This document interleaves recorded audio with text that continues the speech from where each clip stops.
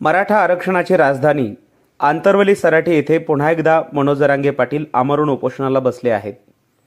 आज सकाळी मनोज जरांगे पाटील आंदोलनस्थळी मराठा समाजाच्या कुणबी नोंदी ज्यांच्या सापडलेल्या आहेत त्यांच्या सगळ्या सोयऱ्यांना आरक्षण मिळावं आणि त्यासाठी सरकारने काढलेली अधिसूचना त्याचं कायद्यात रूपांतर होऊन त्याची लवकरात लवकर अंमलबजावणी करण्यात यावी यासाठी मनोज जरांगे पाटील हे पुन्हा एकदा आमरण उपोषणाला बसलेले आहेत। मनोज जरांगे पाटील यांचं आमरण उपोषण आपल्या सगळ्यांना ज्ञात आहे, अतिशय कठोर आणि कडक अशा प्रकारचं असतं। या आमरण उपोषणाच्या शस्त्राच्या माध्यमातून जरांगे पाटील यांनी सरकारला अनेकदा आपल्यासमोर गुडघे टेकायला भाग पाडलेला आहे। आंदोलन ही मनोज जरांगे पाटील आणि मराठा आरक्षण चळवळीची फार मोठी ताकद आहे। मनोज जरांगे पाटील यांच्या नेतृत्वाखाली मुंबईला मराठा समाज एकवटला होता। मराठा समाजाला कुणबी प्रमाणपत्र मिळावं आणि ओबीसीचा लाभ मिळावा यासाठी जरांगे पाटील यांनी आंदोलन उभा केलं होतं। मुंबईमध्ये गेल्यानंतर वाशी येथे महाराष्ट्राचे मुख्यमंत्री एकनाथराव शिंदे साहेब यांनी अधिसूचना काढून मराठा समाजातील ज्यांच्या कुणबी नोंदी सापडलेल्या आहेत त्यांच्या सगळ्या सोयऱ्यांना देखील कुणबी प्रमाणपत्राचा लाभ देण्याची घोषणा केली आणि म्हणून सरकारने घोषणा केली तशा प्रकारची अधिसूचना काढली। म्हणून मनोज जरांगे पाटील यांच्या नेतृत्वाखाली गेलेला समाज मुंबईहून परत आला।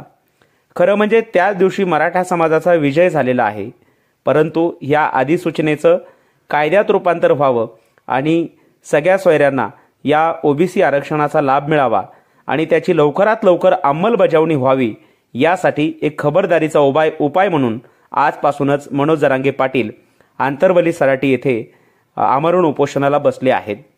बरेच लोक प्रश्न विचारतात सोशल मीडियावरती की जरांगे पाटील आणि सर्व मराठा समाज मुंबईहून परत येताना गुलाल उधळून आला, मग पुन्हा हे आंदोलन कशासाठी?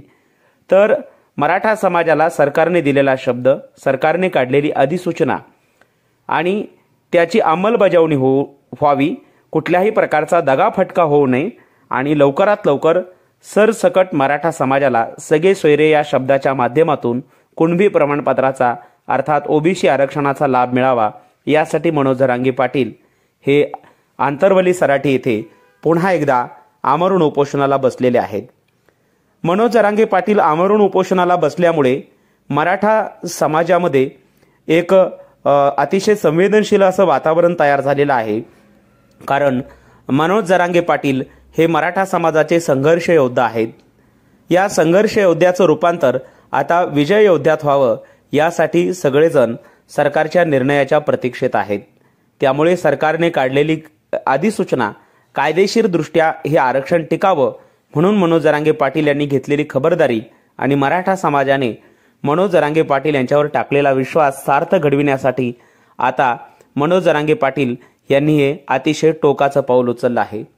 आता ह्या आमरण उपोषणाकडे सरकार नेमकं कसं बघतं, किती दिवसात लवकरात लवकर विधिमंडळाचं अधिवेशन बोलून मराठा समाजाच्या आरक्षणाचा कायदा करतं हे पाहणं औत्सुक्याचं आहे।